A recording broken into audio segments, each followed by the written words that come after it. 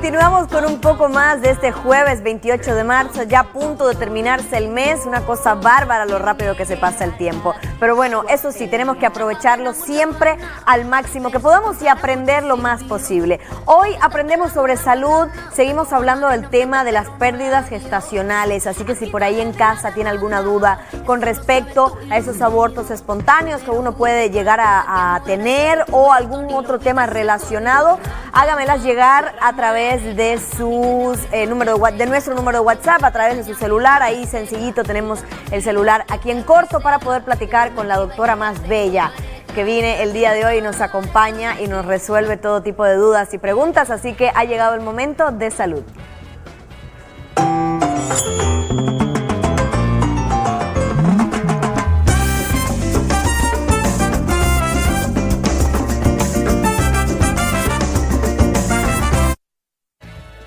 Doctora Carla Olivera, bienvenida. Carla, ¿cómo estás? Buenas tardes, bienvenida. Muchísimas gracias, yo feliz de estar aquí una vez más. Tan lindos, ustedes siempre nos reciben con tanto amor y tanto cariño. Efectivamente, para hablar, culminar nuestro tema acerca del aborto, efectivamente si alguien tiene sus dudas, sus preguntas, por favor envíelas, estamos en toda nuestra disposición de aclararlas. Estuvimos conversando en emisiones anteriores específicamente acerca del aborto, un poquito acerca de ¿qué es el aborto? Dijimos que era aquella pérdida de embarazo que ocurría antes de las 20 semanas o en el que el producto de la concepción, es decir, ese fetito o embrión pesaba menos de 500 gramos, ¿ok? La Organización Mundial de la Salud clasifica las pérdidas gestacionales en 3 para que sea más fácil organizarnos en tiempo, es decir, la clasifica en precoz cuando ocurre antes de las 22 semanas, la clasifica en intermedia cuando ocurre a partir de las 22 semanas y hasta las 27 y en tardía aquella que ocurre después de las 28 semanas de embarazo. Entonces estuvimos hablando también acerca de cuáles son las causas más comunes, pero no llegamos a especificar mucho acerca, a indagar mucho acerca de los síntomas que puede presentar una paciente para que sepa que está presentando un aborto. Para eso tenemos que saber en caso de que la paciente lo haya presentado a alguien que nos esté viendo en casa, que es súper común. Recordemos que dijimos que aquí en México ocurre diario, de cada 1000 mujeres, 33 están presentando un aborto. Entonces las cifras son súper alarmantes. ¿Y cómo podemos saberlo? Para eso tenemos que saber que hay varias formas clínicas del aborto, es decir, varios tipos de aborto. Empezando por amenaza de aborto. Es decir, no significa que usted esté presentando en ese preciso instante, esté abortando, pero se llama amenaza de aborto, que es la etapa que viene previa al aborto. Es decir, ¿cómo sabemos que estamos ante la presencia de una amenaza de aborto? Va a variar mucho la sintomatología en dependencia de las semanas de embarazo. ¿Por qué? Si ocurren las primeras 11 semanas de embarazo, el primer síntoma que suele ocurrir, y recordemos que no todas somos iguales, no va a aparecer en todas de la misma manera, pero de manera general, el primer síntoma que ocurre por lo general es el sangramiento. ¿Por qué? Porque este embrión, que en este momento tiene menos de 11 semanas, nosotros le llamamos como si fuera un erizo. Está envuelto por unas vellosidades que tienen forma de erizo. Entonces, ¿qué sucede en un aborto? La matriz, vamos a suponer que este sea el útero o la matriz y este sea el embarazo. Está rodeando ese embarazo y lo que va a hacer es a presionarlo, o sea, contraerse ese útero para expulsarlo. Y si este embrión tiene formita de erizo, entonces lo que ocurre, es que lo pincha, por decirlo así. Por decirlo de alguna manera. El primer síntoma por lo general es este. Y si tuviera más de 12 semanas, y estuviera amenazando ese aborto, entonces tiende a suceder primero el dolor, que es un dolor que ocurre bajo vientre, lo que llamamos en la parte inferior del abdomen, se puede irradiar a la parte de adentro de los muslos y puede provocarle sacrolumbalgia, es decir, dolor en la parte baja de la espalda. Para este entonces ya ocurrieron modificaciones en el corion, ya se formó la placenta, entonces por lo general ocurre primero el dolor. Y cuando se desprende un poquito esa placenta, entonces ¿qué ocurre? El sangrado. ¿Cómo va a ser ese sangrado? Va a ser intermitente, irregular, o sea, no va a ser un sangrado permanente en el tiempo y por lo general tiene color oscuro. Para esto ya la paciente sabe que está embarazada. Por eso es importante que recordemos, que lo dijimos en programas anteriores, que no es normal, uno, sangrar en ninguna etapa del embarazo, no es normal, no va a ser normal nunca. Y dos, lo que habíamos hablado de que no es normal eso que las pacientes digan yo estaba embarazada y seguía menstruando. No, usted estaba embarazada y tenía amenaza de aborto, no eran menstruaciones normales. Que es el tema que teníamos la vez pasada, ¿verdad? Exacto, lo que estuvimos mencionando para que la gente sepa, para que los pacientes sepan. Entonces, esa es la paciente que nos llega a consulta y somos capaces de colocarle un espéculo, hacerle un examen vaginal y comprobamos que no está abortando en ese preciso instante, que significa que el cervix, el orificio cervical, que es por donde salen los bebés, está cerradito y entonces nos permite trabajar más con ellas. ¿Qué puede suceder? Que en este momento que teníamos una amenaza de aborto ya avance y sea un aborto en curso, que va a cambiar, que entonces el sangrado sí va a ser permanente, la molestia bajo vientre, el dolor ya se va a mantener un poquito más y cuando examinamos a esa paciente, nosotros los ginecólogos visualizamos desgraciadamente la pérdida en ese instante, es decir, tú puedes ver partes ovulares, ya es que es un aborto que está ocurriendo, un aborto en curso y es la diferencia. Okay. Ya si fuera un aborto consumado, que es otra de las fases clínicas, es una paciente que por ejemplo tuvo su dolorcito, tuvo su sangrado, y son esas pacientes que llegan a consulta y dicen, doctora, yo no sé qué expulsé, pero yo expulsé algo, salió algo y ya no he tenido más sangrado ni he tenido más dolor. Le hacemos ultrasonido y comprobamos que efectivamente abortó de manera completa. O nos puede suceder. Pero eso, por ejemplo, ese proceso para identificar, ¿es muy doloroso o medianamente doloroso? No, mira, depende muchísimo, uno, del umbral del dolor de la paciente, claro. Dos, de la fase clínica en la que estemos. Si estamos en un aborto en curso, si está sucediendo en ese preciso instante un aborto, tiende a ser más el dolor, tiende a aumentar. Si es una amenaza de aborto, no llega a ser un dolor profundo. Ya. Es como nos permite, una de las cuestiones que nos permite identificarlo, porque es una molestia bajo vientre mantenida, pero no llega a ser un dolor profundo. Ya. ¿Se puede confundir con flujo abundante o con coagulación y que por eso tal vez no se den cuenta? ¿O no? No, toda la pérdida vaginal por vagina que ocurra durante el embarazo no es normal, de ningún tipo de color. Entonces, si es sangre, ninguna pérdida vaginal, la mujer que nos esté viendo y que esté embarazada tiene que saber que no es normal tener secreción vaginal. Ya, claro. Cuando está embarazada. Cuando está embarazada. Entonces, del color que sea, usted le avisa a su médico. Esta pregunta va muy ligada, esto que me está diciendo va ligado a esta pregunta que dice, mi nombre es Karen, felicidades por el programa, saludos a la doctora Carla, es muy bonita. Gracias. Dice, mi pregunta es, mi hija está embarazada pero tiene un flujo transparente. ¿Este flujo es bueno o qué debo de hacer? Ahí vamos. El flujo transparente, que efectivamente viene siendo como un moquito, no tiene olor y no es demasiado abundante, es normal. Pero es importante que la paciente lo huela. Yo sé que suena muy desagradable, pero es importante, es tu propio flujo, huélelo. Si no tiene olor a nada, independientemente de las semanas de embarazo que tenga, es normal, se está formando el tapón mucoso. El tapón mucoso, imaginemos que este es el cervix, el cuellito del útero, que es por donde va a atravesar ese bebé, va a salir por aquí. Se forma un taponcito acá que nos impide que hayan infecciones vaginales, protege a ese bebé ahí adentro del útero. Entonces, secreción vaginal vamos a tener lo que debe ser así. Debe ser incolora, o sea, no debe tener color ni debe oler a absolutamente nada. Ya cuando hay sangre, entonces... Ya cuando hay sangre o cuando el color cambia. Cuando, por ejemplo, es amarillo, es verde, es de otro tipo de color, es blanco, muy espeso. Entonces, estamos hablando de infecciones vaginales que tienen que ser tratadas porque son causa de aborto y de parto pretérmino. Perfecto. Entonces, por eso es tan importante. Hay otro tipo de aborto que es muy común, que es el aborto diferido.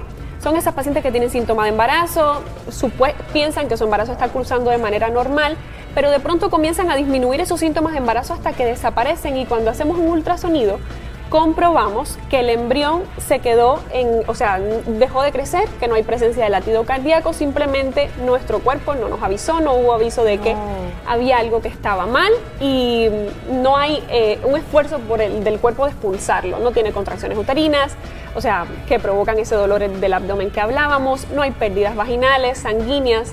Entonces ahí hay que hacerse un procedimiento un poquito más invasivo, que es el legrado de cavidad uterina para extraer ese producto de la concepción. Y otra de las formas clínicas es el aborto habitual, que es aquel que ocurre en 2 o más ocasiones consecutivas de manera espontánea. Son esas mujeres que pierden a sus hijos de manera espontánea. No es normal tener pérdidas recurrentes de embarazo, o sea, nunca va a ser normal. No significa que si usted tuvo un aborto vaya a tener abortos después, ¿ok? Es importante señalarlo, pero sí es importante decir también que mientras más abortos a repetición tengamos, más propensa nos hace a tener. Es decir, si usted ya tuvo un aborto previo, no significa que vaya a presentar otro, pero si ya tuvo 2, la hace más propensa a presentar un tercero. Si ya tuvo 3, la hace más propensa a presentar un cuarto.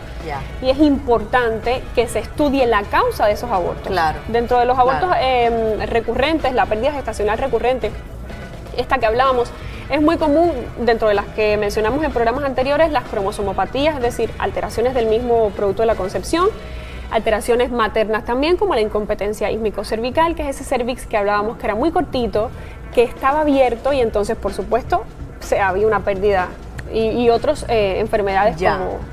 Wow, doctora, nos llega también otro mensajito. Este no va tanto relacionado a la pérdida gestacional, pero es una duda de una televidente. Dice, mi nombre es Guadalupe, tengo 7 meses de embarazo y me da muchas ganas de ir al baño, o sea, de hacer pipí recurrentemente. ¿Esto es normal? Es normal totalmente, Guadalupe. ¿Por qué?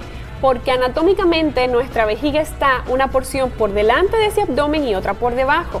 Entonces, mientras más vaya avanzando el embarazo, que aumente ese volumen del abdomen por el líquido amniótico, por el feto, por la placenta, lo que sucede es que va compresionando la vejiga, la aprieta literal, y entonces nos queda esa sensación constante de necesitar ir al baño.